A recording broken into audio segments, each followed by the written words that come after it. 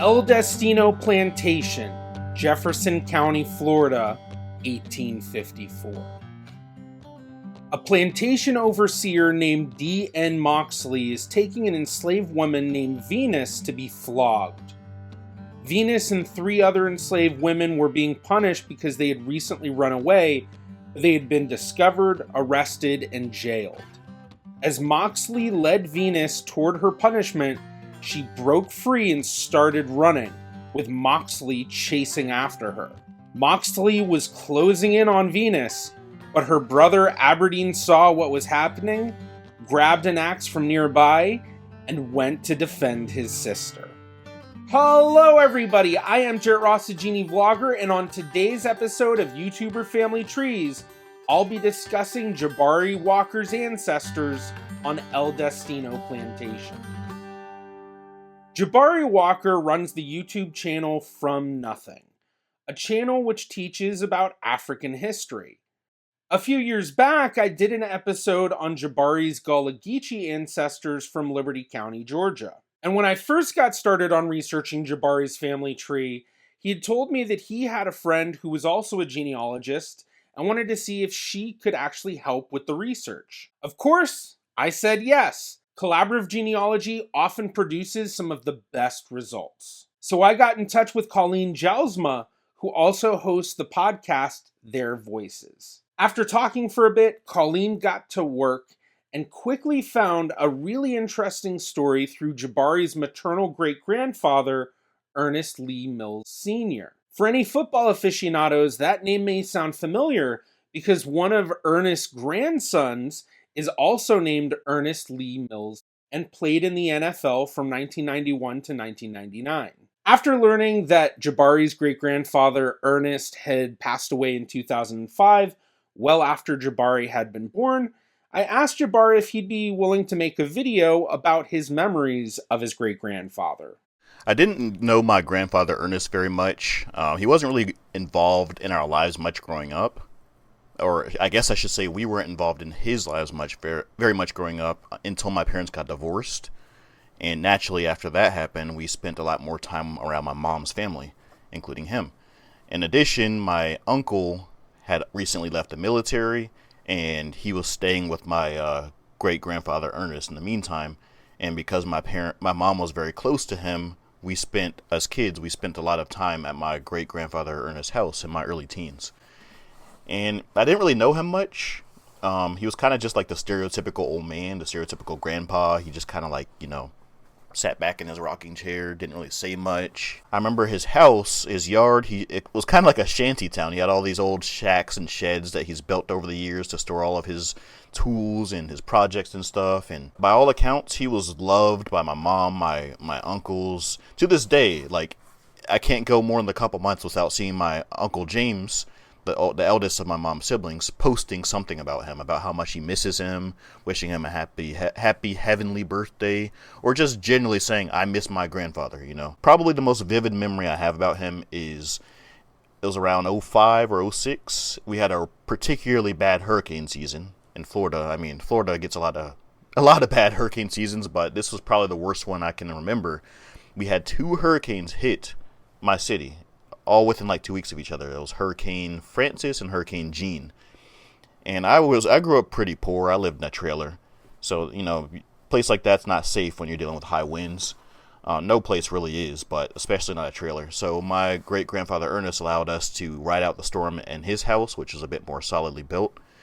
And I remember he had a generator, and, we pretty much just stayed there until it was all over. I do remember when he passed away. I still don't know how he passed away. I just remember when he did, and it was a big tragedy for my family. And as I said, I didn't know him very well, so obviously any tragedy, any death in the family is a tragedy, but I didn't really know him enough to really feel like I had no memories I had built with him. So it was really more of just the simple fact that it was a death in the family that I felt, and the contagious grief I felt throughout all of my family. But by all accounts, he was a great man from my perspective.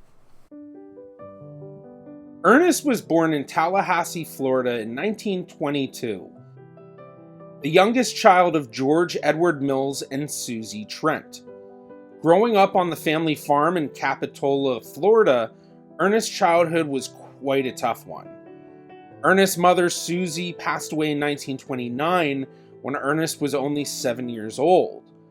He would stop attending school not long after his mother's death, completing only up to 3rd grade.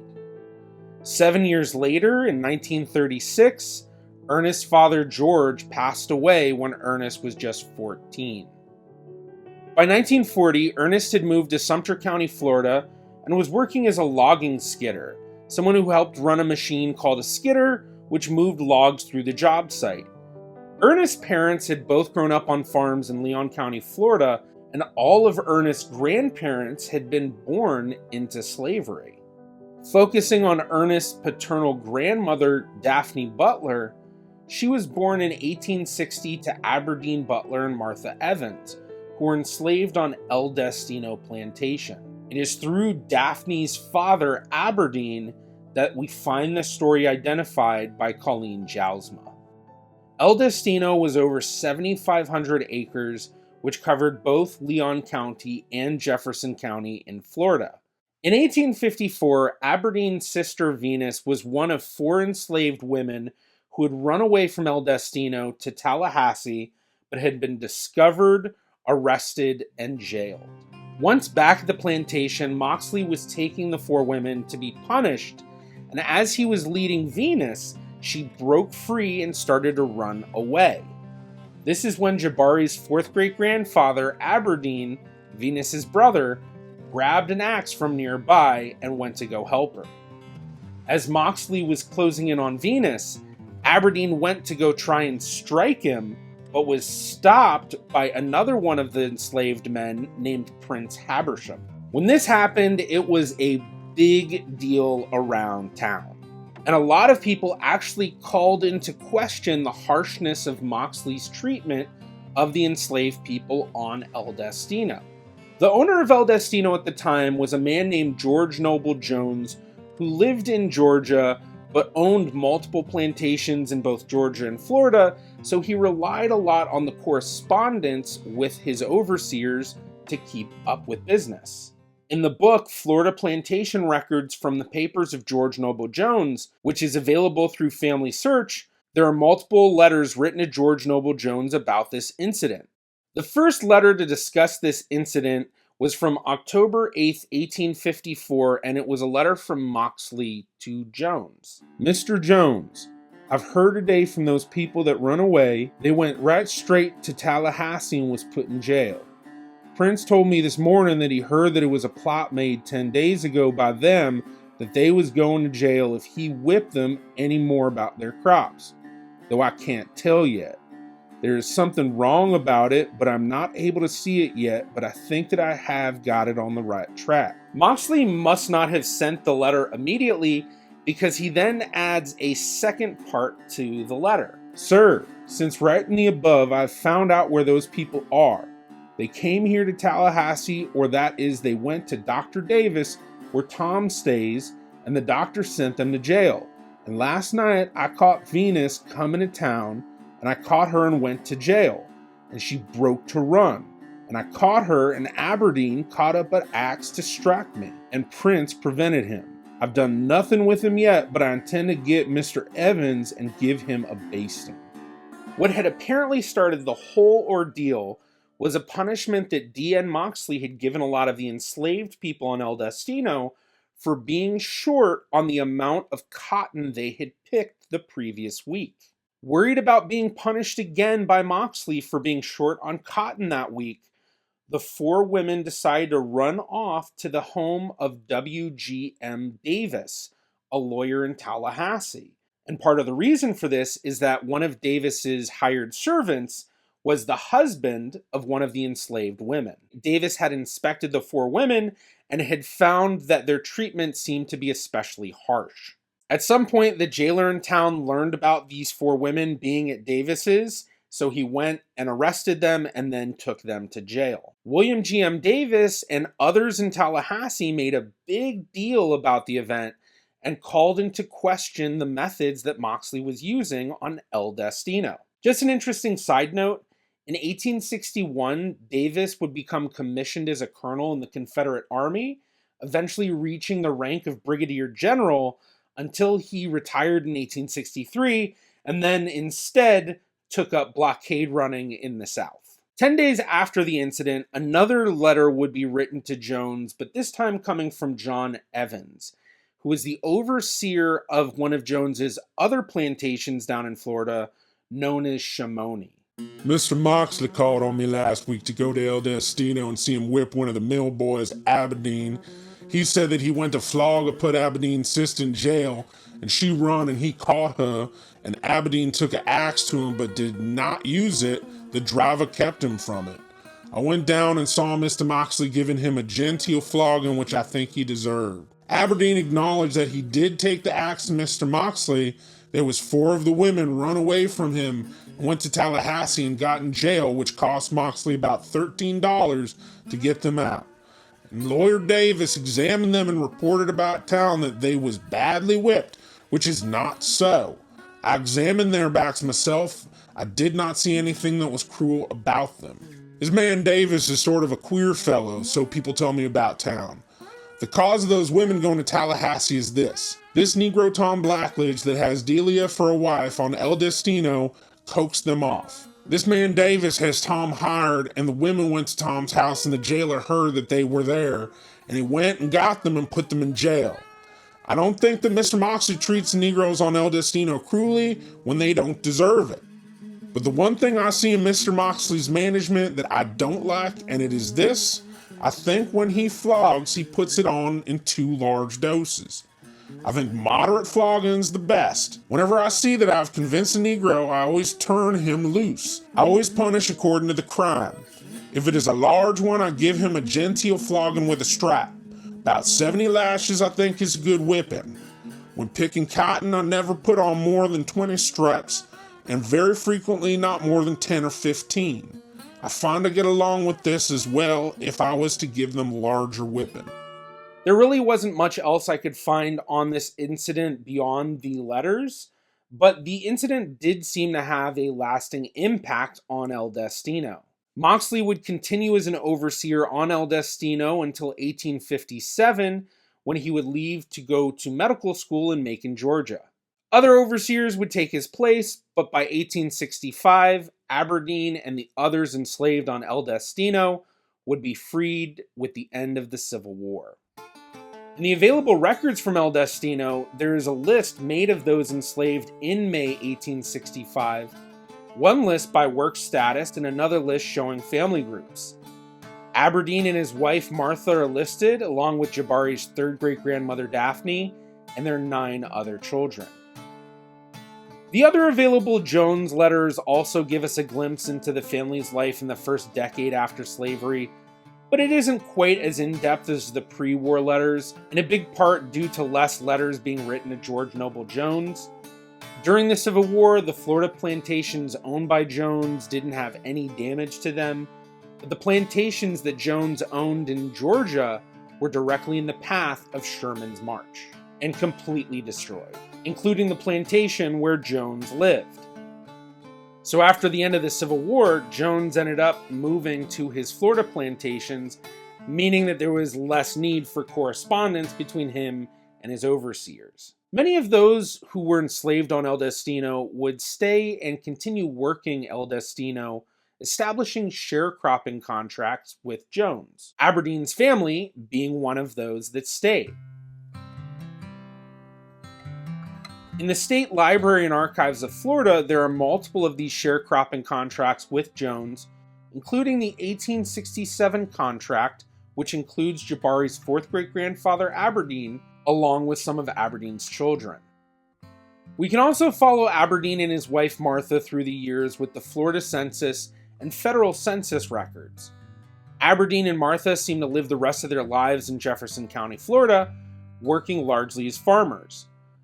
The last record of Martha is in the 1885 Florida Census, so she likely died sometime before 1900, when we find Aberdeen first listed as a widower. The last record I could find for Aberdeen was the 1910 census, where he's living in his daughter's home, and likely died before 1920. I couldn't find a confirmed death record for Aberdeen or Martha, but I did find a couple of entries in the Florida death indexes that seem to possibly be them. Now, tracing it back a little bit, while Aberdeen spent the majority of his life in Florida, he had actually been born in Georgia, which was actually the case for a large majority of those who had been enslaved on El Destino. George Noble Jones was not actually the original owner of El Destino. He had purchased it from his wife, Mary Wallace Savage Nuttall. Mary, in turn, had inherited the plantation from her first husband, William B. Nuttall, and William had received the plantation from his father, John Nuttall, who was a wealthy plantation owner based out of Savannah, Georgia, and he had originally sent down 50 enslaved people to El Destino from Savannah. Mary Wallace Savage married William Nuttall in 1832, bringing 54 enslaved people with her down to El Destino from Georgia. A list of these 54 enslaved people was created in 1845 as part of the inventory related to the estate of William Nuttall. It is in this list that we find the earliest mention of Jabari's fourth great-grandfather, Aberdeen. Martha's origins aren't quite as clear, but it seems likely that she was born on El Destino and her parents were likely part of the original 50 enslaved people to come down in 1828. The earliest record we can find of Martha is in a mortgage given to William B. Nuttall in 1834. Utilizing all of the records already discussed and the information in the Book of Correspondence, we can start to recreate the family trees for Aberdeen and Martha. Not all of these records isolate family units, but sometimes context clues allow us to deduce familial connections, so some of this family tree is only a hypothesis at this point. But could I find more records to confirm this, or possibly even take it further? It wouldn't be easy, but I gave it a shot. Knowing that Aberdeen had originally come from the Savage family, I decided to look further into that family tree. I quickly saw some familiar names, with Mary's paternal grandmother being born a Butler. When researching African American families that had been enslaved, the surnames that they take can often be an indication of where they had been enslaved. So us finding the Butler name in the Savage family tree and knowing that Aberdeen would take the name of Butler is a good indication of where he likely had come from, or possibly even his parents. Looking into the records associated with the Savage family, I found an 1820 probate record related to an appraisal of the estate left behind by Mary Wallace Savage's father, Thomas Savage. This includes an inventory of the slaves held by Thomas Savage, and in the list we find Aberdeen's mother, Amy, at the age of 16. While not directly noted, it seems they are listed by family group when looking at the ages, giving us Amy's likely mother or grandmother, also named Amy, along with Amy's possible siblings. I soon found another record from 1797 in Savannah of Thomas Savage purchasing 3 enslaved people: a woman named Lizzie, her daughter named Nancy, and a fellow named Aberdeen.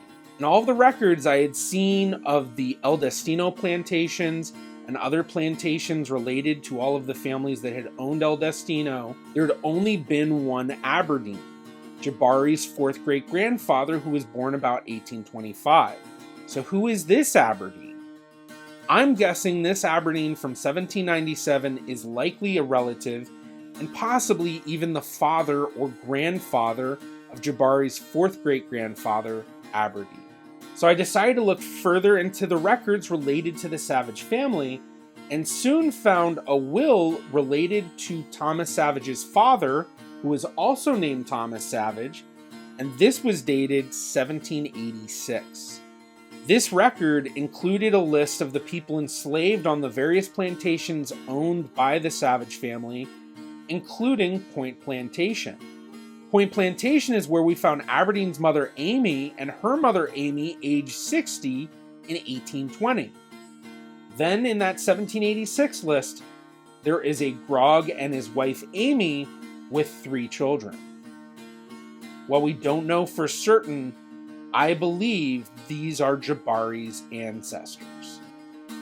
Now, at this point, I had built quite an extensive family for Jabari's ancestry that's related to El Destino and further. And a lot of it is speculation and more of a hypothesis, but I'm hoping that more research will help to confirm this, most especially utilizing DNA testing. These records gave a lot of possible siblings to try and trace the descendants of, and possibly even find living descendants, who, if we can get them to DNA test, may be able to confirm some of these older lines. And in fact, since Jabari had already done multiple DNA tests, we were able to confirm that Aberdeen and Martha are his ancestors by DNA matching him to descendants of Daphne's siblings. So it will take more DNA testing to do, especially from older generations of the family, but I really think it is possible that we can re-piece together